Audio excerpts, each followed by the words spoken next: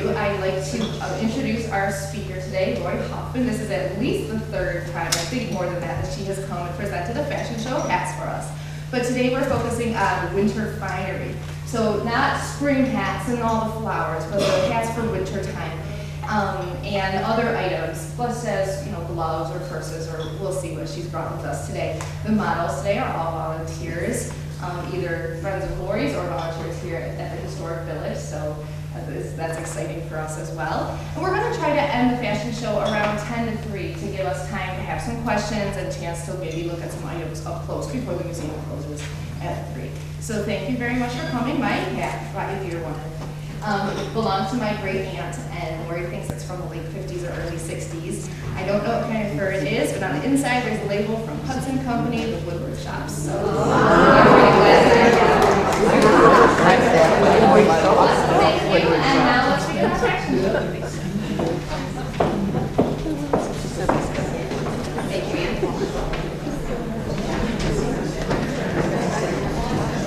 Good afternoon, everybody. My name is Lori Hoffman, and I collect vintage hats. Last count, I had 437 of them.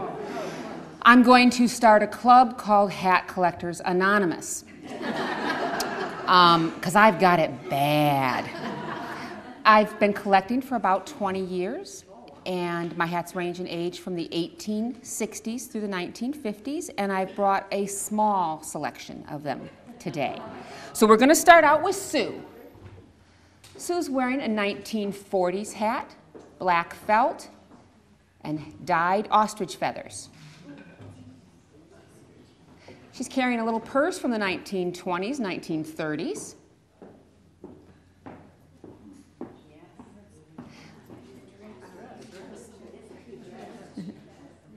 Her dress is Edwardian, it belongs to her.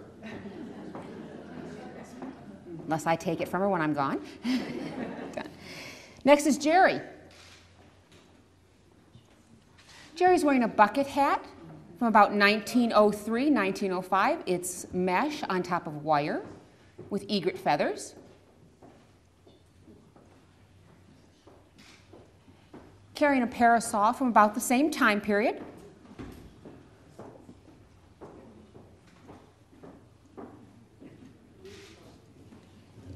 Here's Linda. Linda's wearing everything that a wealthy widow would have worn about 1898. The hat is actually in the second stage of mourning. The widow would have worn this after 366 days because of the white feather on it. It's horsehair over wire with beaded butterfly. She's carrying a purse from the teens, early 20s, micro beads, and she's wearing a lavalier, about 1910, 1920, jet beads.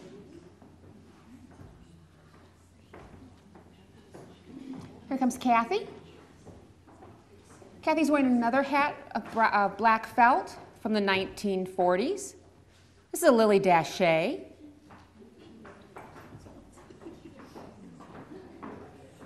Beautiful hot pink roses and burned ostrich feathers.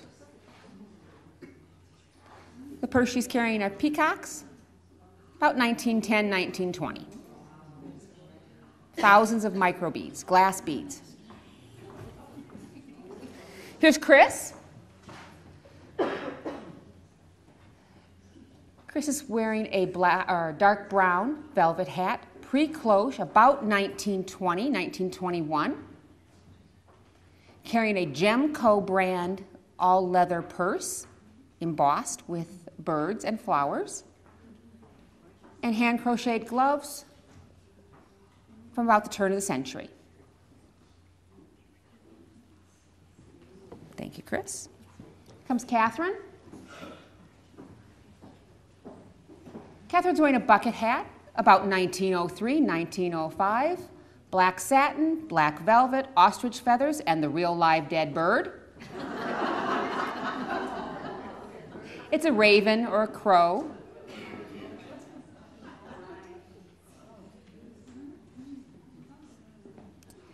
I bought this hat at a show in Chicago. I picked it up. I fell in love with it. Carried around the booth for a little while, and some woman came up and said, "Oh, I want to show you this hat that I want," to her friend. And it was in my hand, and she says, "Well, I want to get that." And I said, "I'm really terribly sorry. You put it down. It's mine now." That taught me never to put down anything. Sue again. Sue's wearing another winter hat, about 1898, 1900. Mesh over wire frame and glass beads.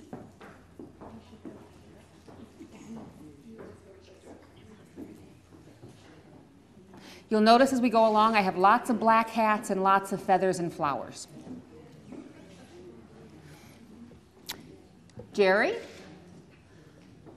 Jerry's wearing a winter hat, 1890, 1895. It's made of mink. It's called a toque, T-O-Q-U-E. The young lady that wore this probably would have had a matching muff and little caplet and gone ice skating on the pond.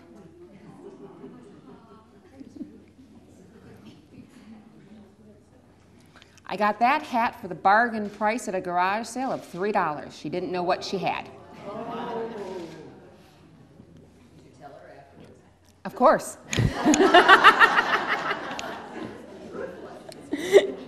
Here's Linda. Linda's wearing an Edwardian hat of beaverette, which is shredded felt, 1910, 1912. Combination of turkey feathers and ostrich feathers and velvet.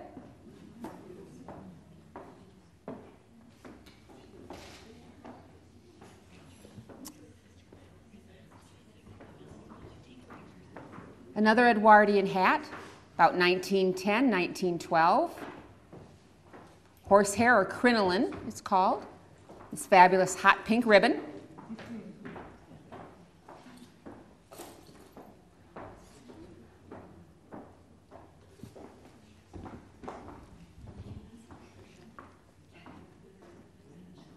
Chris needs a little help. She's wearing a 1940s hat.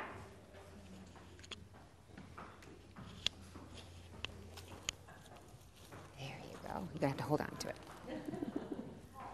Made of polypropylene straw and changeable ribbon.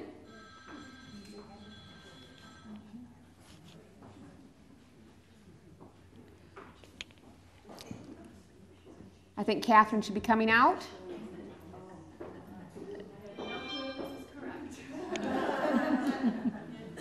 Catherine's wearing a horsehair hat, about 1903, 1905. And she's got it pretty darn close. It needs a little bit of tweaking over her right eye.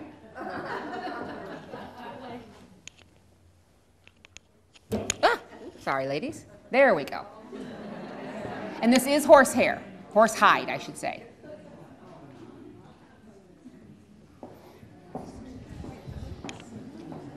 Sue's on her way. Sue's wearing an evening hat from the late 1880s, early 1890s. It's brown velvet, crinoline, all hand embroidered with sequins. Carrying a feather fan from about the same time period.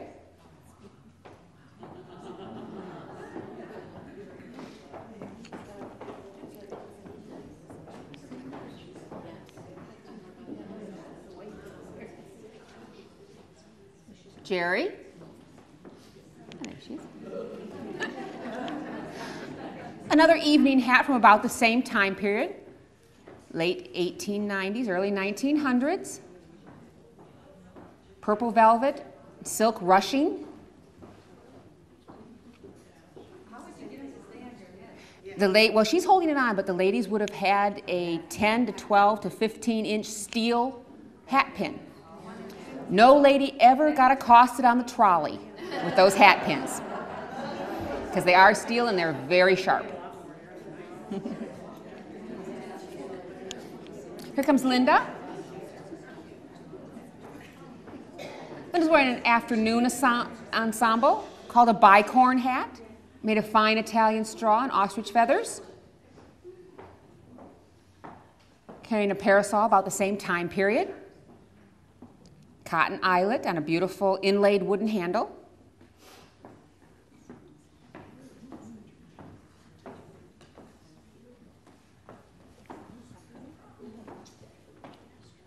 And next we have a lovely little transitional hat about 1915, 1916, made of this absolutely fabulous purple silk, silk flowers, and glass beads. She's carrying a pair of opera gloves from about the same time period, kid leather from Italy, elbow length.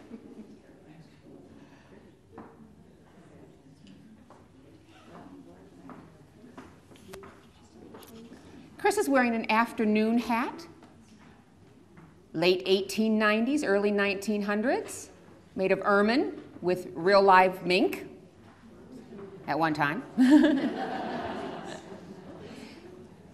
The young lady that wore this probably would have had a matching muff with the mink tails.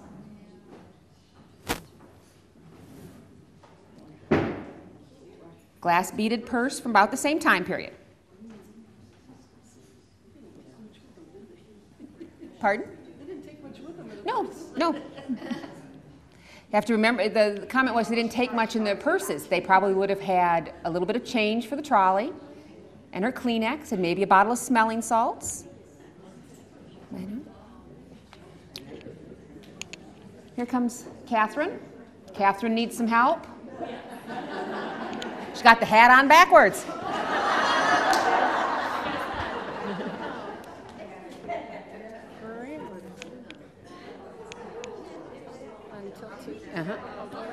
Right there. A platter hat from about 1890, 1895, made of rough straw and turkey feathers. A Gibson girl, think Charles Frederick Gibson. She would have had a huge amount of hair, a small bun on top, and this would have sat on top of the bun as she went off to do her job as a telephone operator or something, store clerk. She's carrying a petty point, needlepoint purse, about 1910, 1920.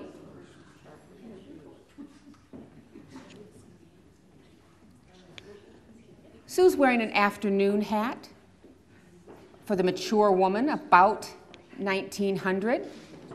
I find this fascinating. Most of the photographs I have, when I ran out of room for hats, I started collecting vintage photographs of hats. Now I'm running out of room for those.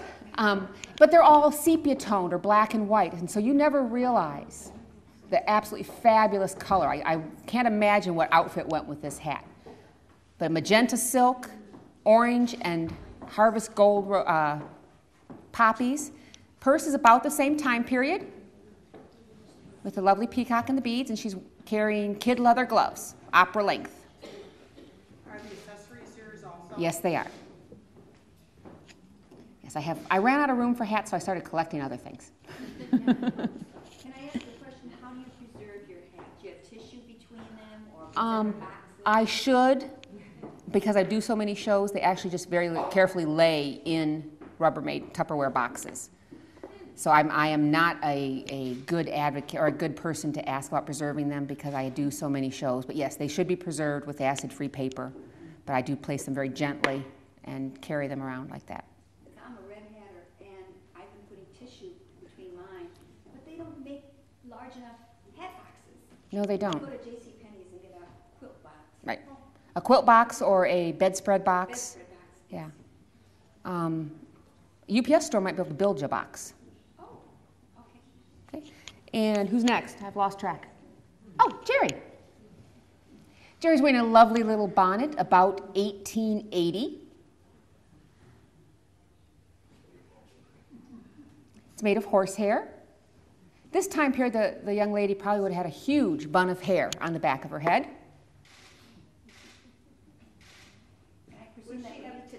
Yes, I've asked the ladies not to tie them because that is a 130-year-old ribbon.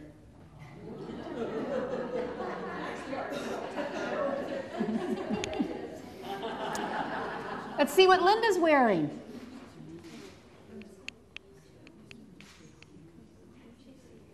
Linda, here she comes.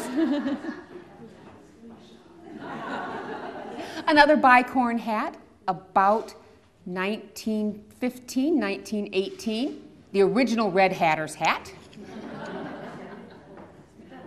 Kind of a lovely combination of feathers and velvet and very high style.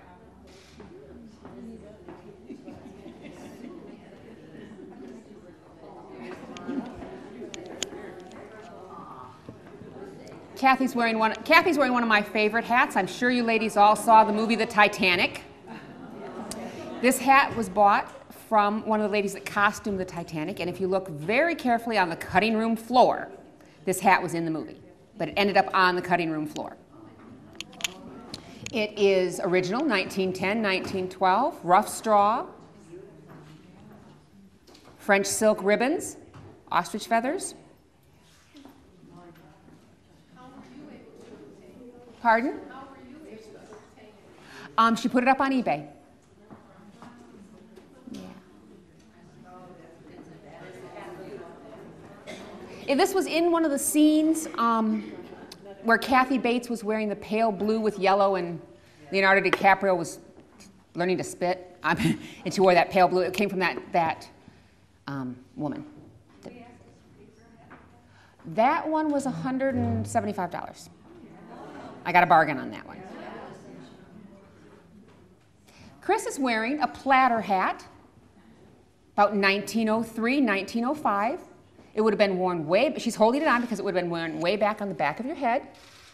Ladies that time period loved their faces to show, so they had a lot of bangs, a small amount of hair in the back, and these great hats that sat way back on your head. It's made of mesh and these lovely paper roses. Her peacock purse is the 1920s, needlepoint.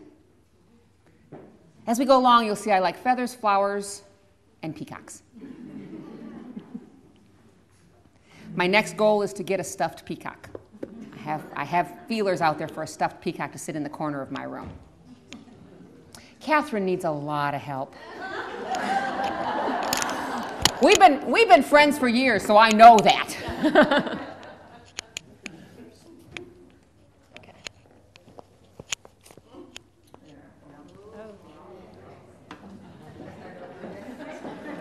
A black lame hat, 1918, 1919, in the Capeland style. Very asymmetrical.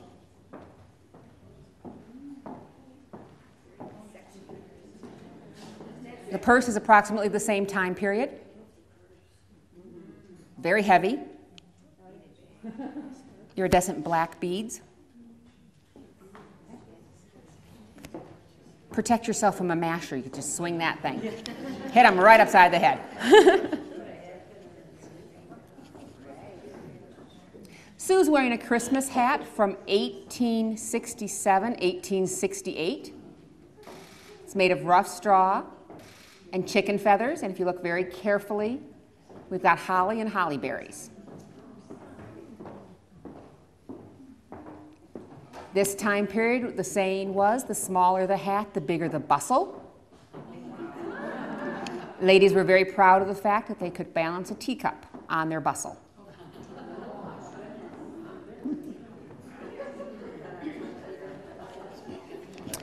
Let's see what Jerry's wearing.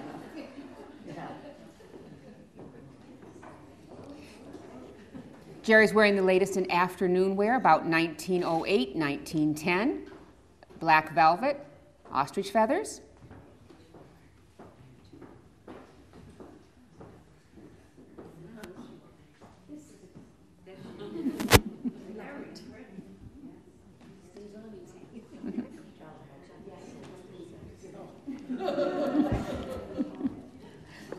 Comes Linda.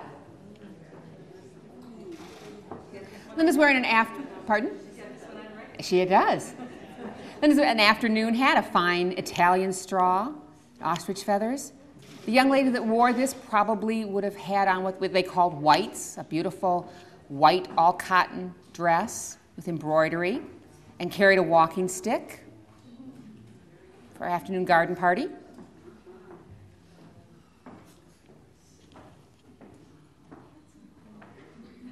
Kathy's wearing an ensemble about 1875, 1880. The hat is an evening hat made of black velvet and steel beads. The cape is either real seal or imitation seal, I'm not sure. It could be velvet with monkey fur. She would have worn it.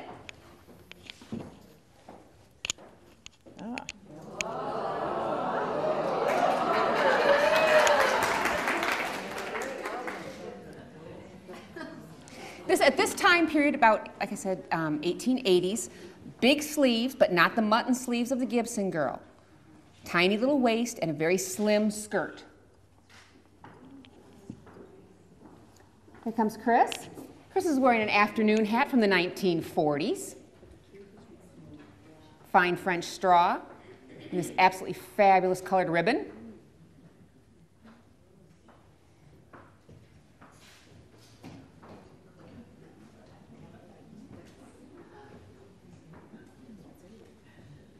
When I see this, I think of Joan Crawford or Betty Davis walking down Hollywood Boulevard.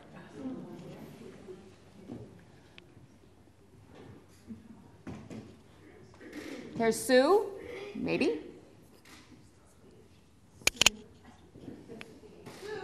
Hello, Sue. There she is.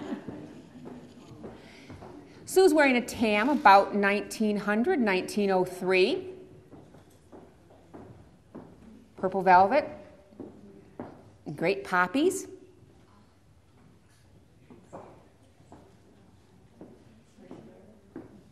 That's one of the newest additions to my collection. I do have a monthly hat budget.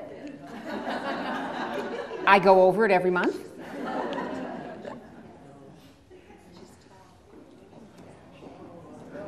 Catherine needs some help.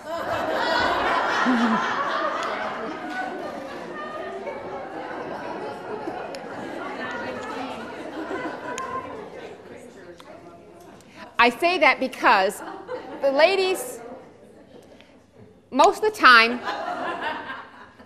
when they say, how do I put a hat on? I say, well, if there's no label and there's no seam in the back, the ornamentation goes over their right eye. This hat, they've changed all that. The lady liked being seen walking away. So it's a bucket hat, about 1903, 1905, with an absolutely fabulous ornament. Gloves and an ostrich feather purse, about the same time period.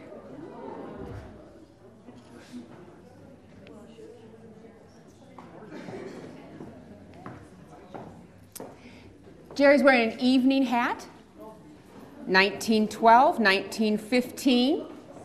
This is in the category of tall, taller, and please, Lord, don't sit in front of me. At one time, it would have been a very expensive hat. It is brown velvet, gold lame, and mink. This is a transition hat between the big hats of the Titanic era and the tall, slim cloches of the 20s. They might lock you away, but yeah, you'd wear it to the opera in the evenings. Here's Linda.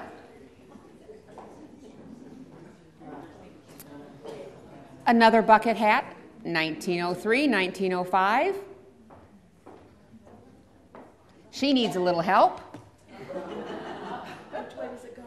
The embellishment over your right eye. That's your left eye. I thought it looked better over the left.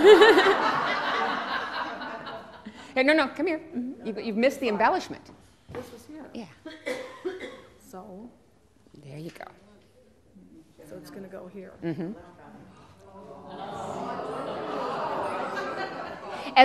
This I bought in a show in Chicago, and as Catherine, who went with me, can tell you, it's from a friend of mine who supplies me with hats, and he puts them up on his website or brings them to the shows. And I say, Ken, you are killing my budget. He owned this hat for 37 minutes. Made the mistake of telling me about it. He bought it earlier in the day, made me the mistake of telling me about it, and I had to have it. I told him whatever. Just tell me what you want for it and it's mine. So he owned it for 37 minutes. And now it's mine. It's bucket hat, about 1903, 1905. Black velvet and gold lame. Kathy needs a little help. Actually, it just tips back on your head a little bit. 1903, 1905, hard felt. Black felt French ribbons. Another peacock purse about 1910, 1912. French kid gloves. 1920s, 1930s, all hand embroidered.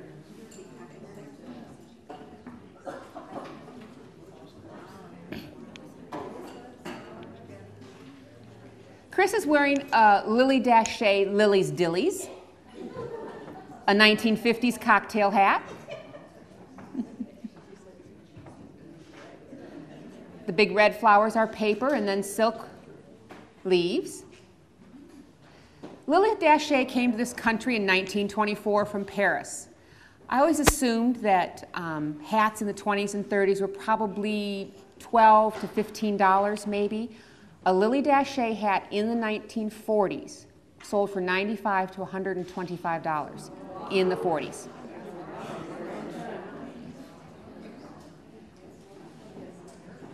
Catherine's wearing another Gibson girl hat made of horsehair, a platter hat, 1890s, 1900.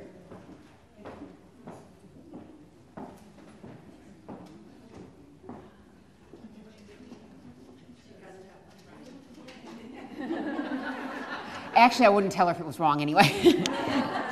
But it is on right. The young lady would have had a huge amount of hair.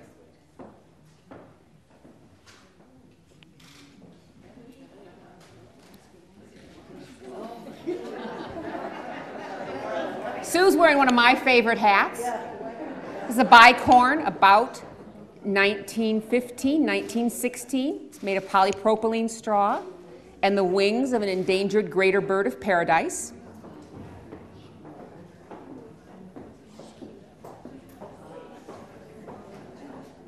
Carrying purse and gloves from about the same time period.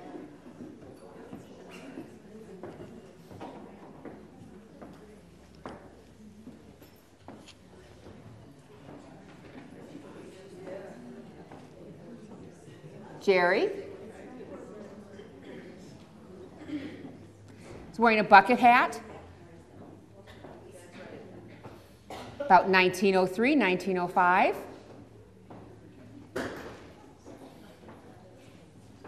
Black velvet and these fabulous aqua flowers. This one's a recent addition to my collection, so I'm not quite sure she has it on right, but we'll have to play with it and decide for next show. Yeah.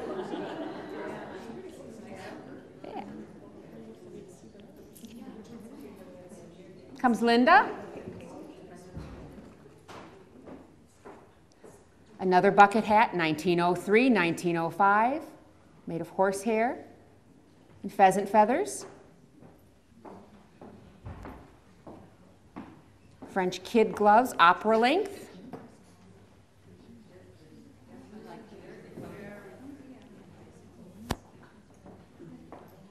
When I say the hat for a mature woman, Ladies' Home Journal every month put out drawings and of the newest fashions, and there were 4 or 5 pictures, all hand illustrated. Hats for the mature woman, hats for the young girl, what to do for Easter. And so every lady looked forward to getting that and seeing what the newest styles were. Kathy is wearing another one of my bargain hats.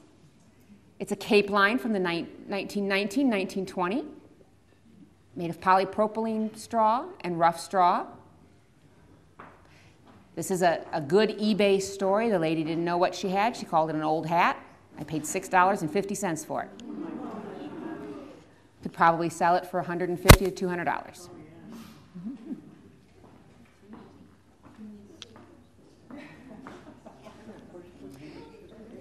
Chris is wearing a pancake hat, about 1903, 1905.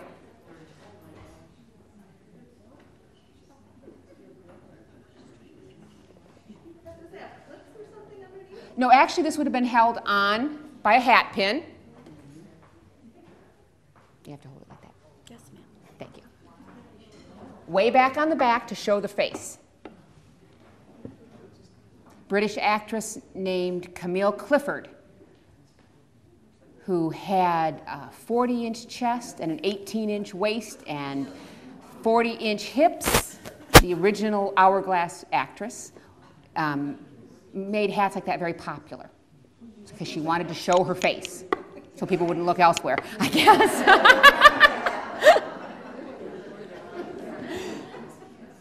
Catherine should be next. There she is. She's got her hands full, and this hat gets taken apart, so she needs to put those purses down. Edwardian women were very frugal, after my own heart. You had to have a black hat, just in case somebody that you knew passed away. You also had to have a winter hat. This is actually 3 hats in one. Would you like to have me take it apart? Yeah, that's why I said you need to put the purses down.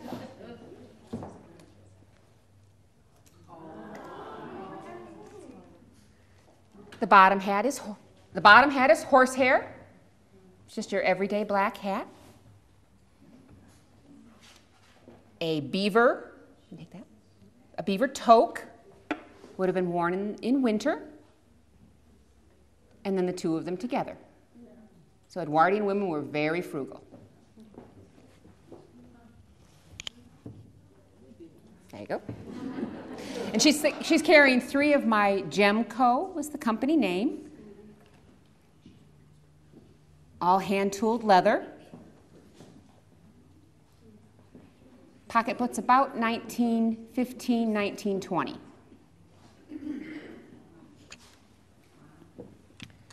Let's see what Sue's decided to wear. Another evening hat, 1890, 1895. All hand-beaded horsehair ribbons, all hand-braided horsehair.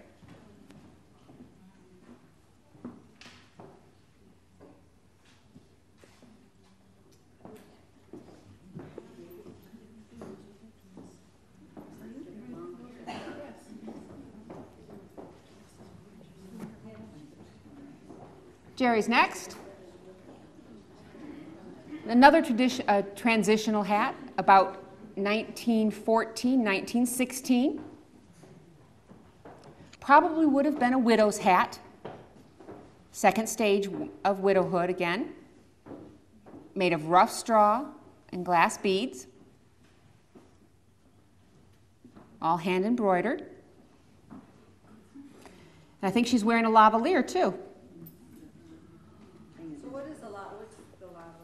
It's a necklace. It's, just you would have tied it in a knot or a bow, depending. Yeah. They just, at that time period, as many embellishments, the more embellishments you had, the richer you appeared. So they really decked themselves out with everything they could possibly put on. The more the better. Is if you could afford it, you wore it. Linda? Another transitional hat, about 1916, 1918. Purple velvet and celluloid. In the pattern of grapes.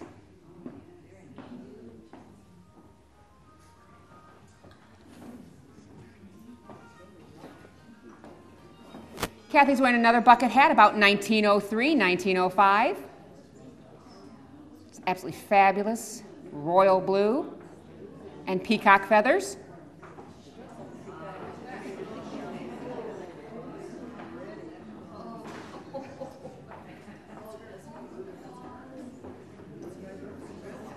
Goes well with her outfit.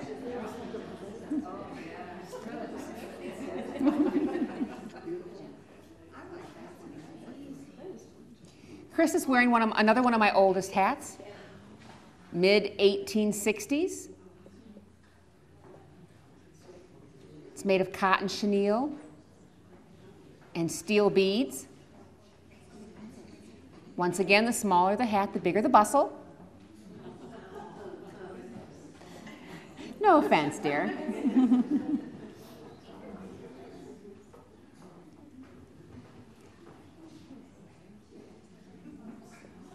Catherine's got a winter hat. Late 1870s, early 1880s.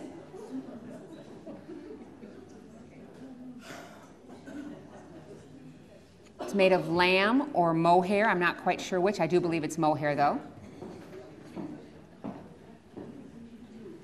French kid gloves with open work.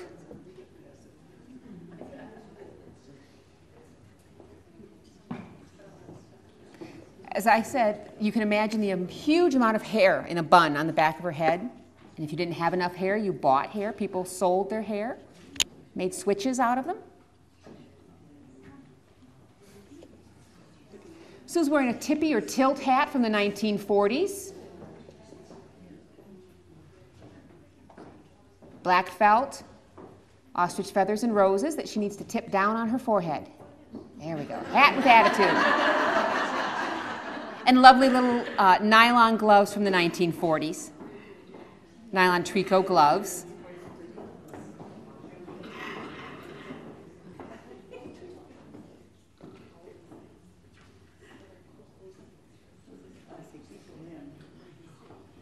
Jerry's wearing a beautiful paper flower hat from the 1890s, early 1900s. These beautiful paper hydrangeas.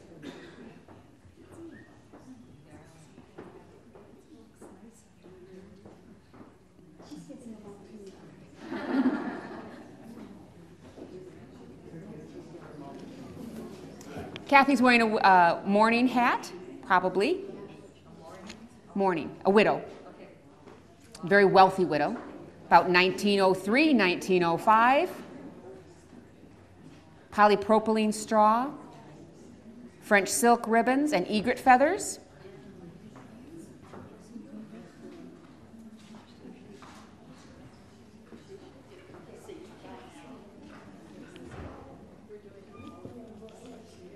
Next is a 1940s tippy or tilt hat. I have made some mistakes in my online buying. Taught me a few lessons. This is a hat by Jordan Marsh. And I found it on a website and fell in love with it. Had to have it because of the beautiful pink and chartreuse ribbons and flowers. And I didn't ask the dimensions. I kind of assumed that it was about as big as the hat that Kathy just had on. So I paid an outrageous amount of money for it, and this arrived. Taught me to ask for measurements. Should that have been a kid's hat then? Oh no, it's an adult hat. It's a toy hat or a tippy hat from the 40s. Yeah. Like I say, Joan Crawford, any of the ladies, in Hollywood, all those cute little hats from the 40s. So you wouldn't have bought it, but you would have not? I probably would have not paid as that much money for it. Yeah, I paid $200 for that hat. Yeah. Because I assumed, just in the picture, I assumed it was a big, and she just said old hat. She didn't say from the 40s. Yeah. But that's what you get when you fall in love with something, so. You still love it. Oh, yeah. Absolutely. I wear that one sometimes. Okay, Catherine is wearing one of her favorite hats. She's threatened to hit me over the head and steal it from me. This is a Caroline Ribaud from Rue de la Paix in Paris. Caroline was the milliner to the Empress Eugenia, who was Queen Victoria's daughter. About 1910, 1912, fine straw. Caroline made her money, actually, by selling the pattern and the supplies to American women who couldn't really afford to go to Paris. If you were a Vanderbilt or any of the other 500, you went to Paris every spring for your hat collection. But if you were a run-of-the-mill, middle America woman, then your milliner would buy the rights to a hat to make copies of. But this is an actual Caroline Ribaud. How much did you pay for that? That one I got for the bargain price of $165.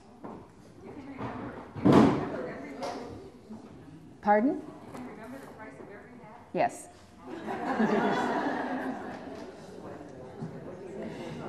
Sue needs a little help. She's wearing a pre-cloche about 1918, 1919.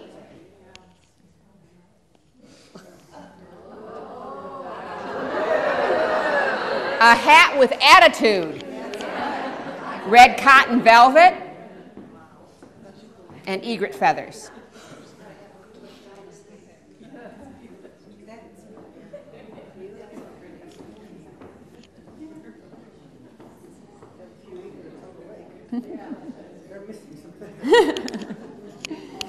Let's see what Jerry's decided to put on.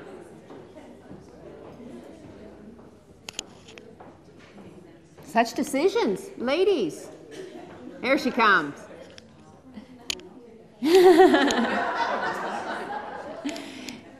Jerry's wearing a stovepipe style hat from the late 1930s, early 1940s.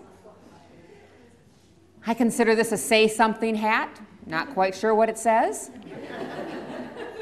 But it was one of those that I saw it on the website and I had to have it. Just those absolutely fabulous roses. Can I ask when you started thinking and realizing this is what you wanted to go into? Well, actually, about 20 years ago, real quick short story, I moved from my bedroom at my parents' house into my own apartment, and I had nothing except bedroom furniture. Saw a magazine article with a brass bed and hats over it, and I said, hey, I have a brass bed. So I went to a few garage sales and bought a few hats, and I was doing really well. I had about 100 hats until about 10 years ago, and then I discovered eBay.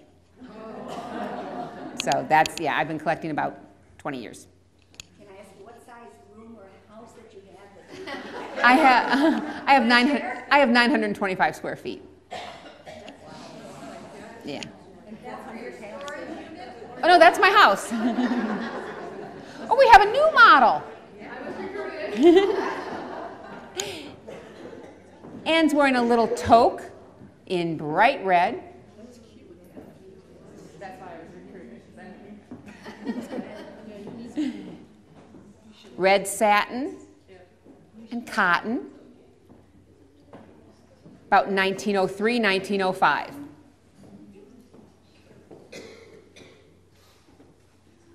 Here comes Linda. Linda is wearing the hat that cost me 4 car payments.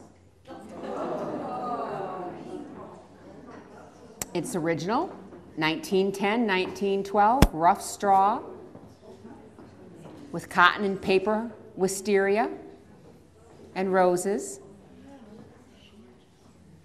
I bought it from a woman who knows me really well. She said, I have a hat you need, and I agreed with her.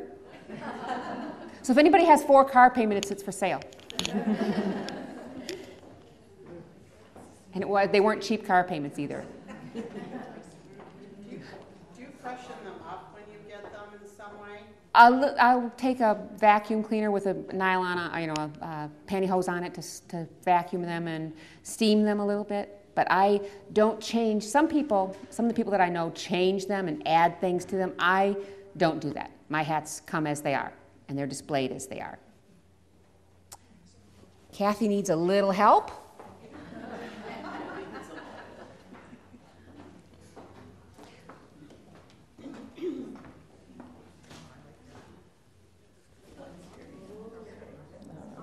Really? A morning hat. A morning hat, about 1908, 1909. This widow was very forward-thinking. She didn't want a veil to hide her tears, so she put ostrich feathers. It's black velvet, grosgrain ribbon, and this beautiful ostrich feather.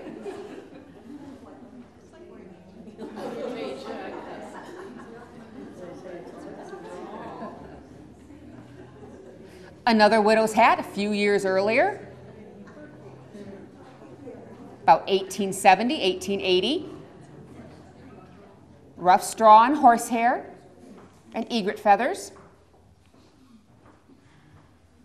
Second stage mourning because of the little white flowers. This time period, she would have gone from all black and crepe to some satin, dark purple, mauve, or dark steel gray. Still wouldn't have been going out on the town, but would have been able to lighter mourning. Catherine's wearing a platter hat about 1903, 1905. All covered in cotton leaves and these beautiful roses.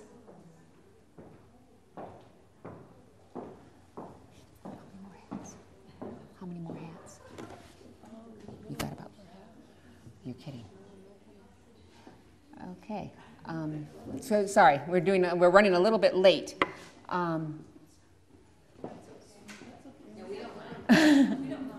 But okay, we'll go until Ann tells me I have to stop. Okay, Sue's wearing a bucket hat. 1903, 1905. Beautiful purple velvet and roses. Try and speed it up a little bit. Try and speed it up a little bit. Okay. When did they start wearing veils? Do you have an idea? Veils have come and gone. They would have worn them. Because you have not shown any veils. Well, a lot of my veils have disappeared. Veils were very popular in the late 1860s. You wore them as a widow. That's the only reason you wore a veil is to hide your face. In the 40s, they became popular again, but not many veils at turn of the century. Another bucket hat, 1903, 1905.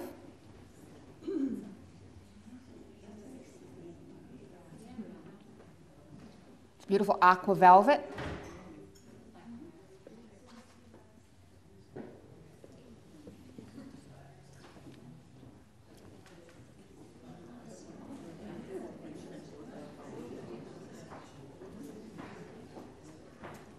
Bucket hat, 1903, 1905.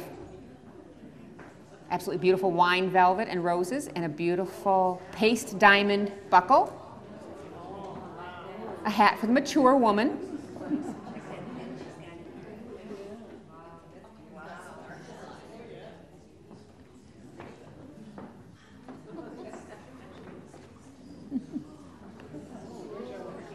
Kathy needs a little help. Actually, just all she needs to do is pull down the one side of the ostrich feather on her left. They actually are meant to be ears.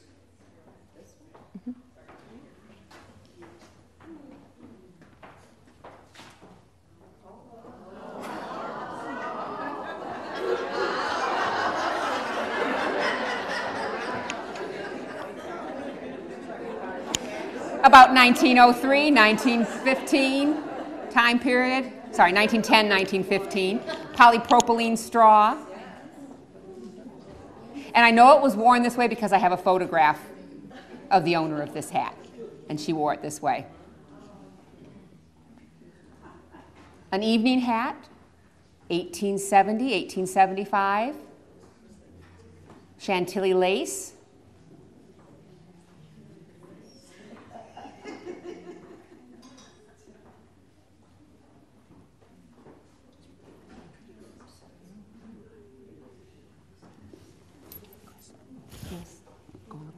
We're running out of time. Thank you. Catherine's wearing one and carrying two bucket hats about the same time period. 1903, 1905. The one on her head is horsehair, or crinoline, with egret feathers. The one in her hands is black satin with paste diamonds. Lovely 1950s straw hat. When I see this one, I think of the I Love Lucy episode where they're out in California and she has to jump in the pool because some agent is coming. So Ricky has to save her, and that reminds me of that, but 1950s.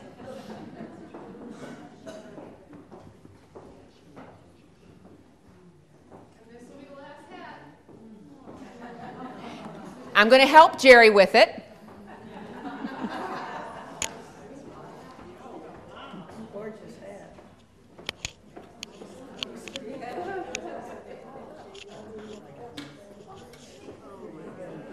It's very heavy. Now that looks like my daughter's from the wedding. Okay, hold on to it on this end. There you go. Okay, as the last hat in the show,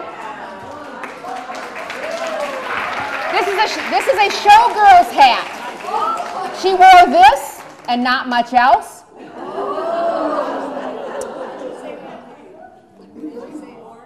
A showgirl. She wore this and not much else. Few well-placed sequins. It is an amazing hat. This is my favorite story. I love this hat. It was on eBay. It was $15 because she said it was an old hat. I was highly outraged that she charged me $20 to ship it, except it's exceptionally heavy. It has been appraised at between $1,000 and $1,500, depending on the right auction. But it's not for sale because I love it. Yes, ma'am? You've used the word propylene in some early dates. When was propylene? Polypropylene? Probably a lot earlier before. Yeah, probably about 1890. Yeah, the Industrial Revolution. Yeah. Yes, ma'am? I noticed you said a lot of French satin ribbons Mm-hmm. and stuff. Was that always better than what we had, or did we have so? If you ask the French, everything they had was better than what we had. But like I said, things were imported. That's how the couture shop, the couture houses and the milliners in Paris made their money, is you had to buy their supplies. So it was. Our ladies are going to come out, and I want to thank them. Catherine, Sue, Jerry, Linda, Kathy, and Chris.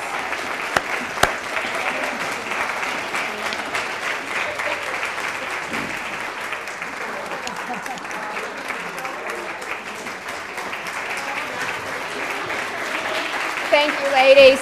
Thank you very much.